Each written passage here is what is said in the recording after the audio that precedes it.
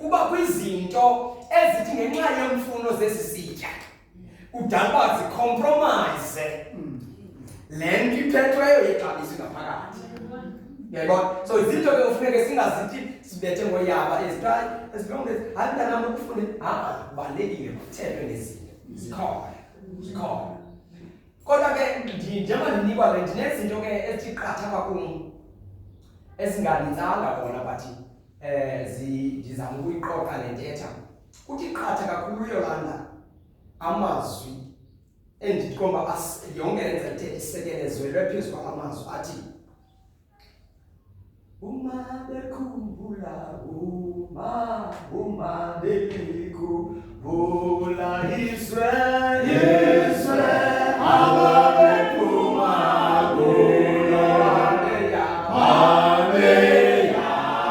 kubuyela kulo abeya kubuyela kulo uma bekhumbula Israel ababephuma kulo abeya kubuyela kubuyela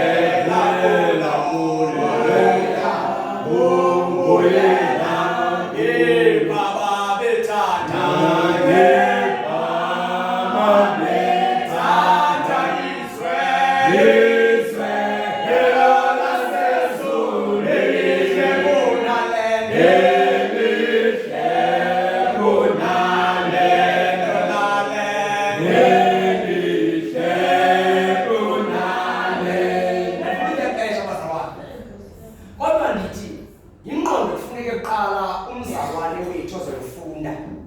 aqala khumbula kwizwe awaphutshwa kulo. Now kuko konke azawudibana kunako phakula ndawo yakuyo kukwizwe akhutshwe kulo. Inhliziyo yakhe ilangazelele ingaphumi enhliziyweni yakhe leba kukwizwe endisebenzela kulo. Yile nto izawudala uba ingqondo yakhe iyongena phaa emfundweni kwiyunivesithi, iyongena noba sesikolweni high school, aqonda uba mna ndiyayazi uba ndizokwenzana ndizokhangela isonka. Andizangothatha similo apha ndizokhangela isonka. Ikhona indawo endifumana isimilo kuyo efundisa isimilo selilizwe ndiqhabela kulo phambili. Lo attitude leyo yiyo kwaziyo umgcina umntu sele engeni egqibile ufunda ezawungena ku-working industry. Still la attitude ufuneka angene ngayo uba mna ndingena ku-working industry not njengabanye abantu, kodwa ungena umntu onelizwe asebenzela kulo. Naw ukuziphatha kwakhe kula industry uzawuziphatha njengomntu oyaziyo uba andiwalapha mna kahle kahle, kodwa ndizofuna ndisonka nje apha. Fumana kwamsonka nangoku into azawuyenza uzawuthi ke Yolanda wakube kuthiwa ngu-8 ixesha longena emsebenzini nyhani uba ngaba uligqwetha anxibe ubugqwetha bakhe abethe u-5 iphume i-clock time abulahle ubugqwetha uzongena endlini ngoku. So le nto yinto kuye yentsebenza phela lapho nje yinto yokuthini yokudla.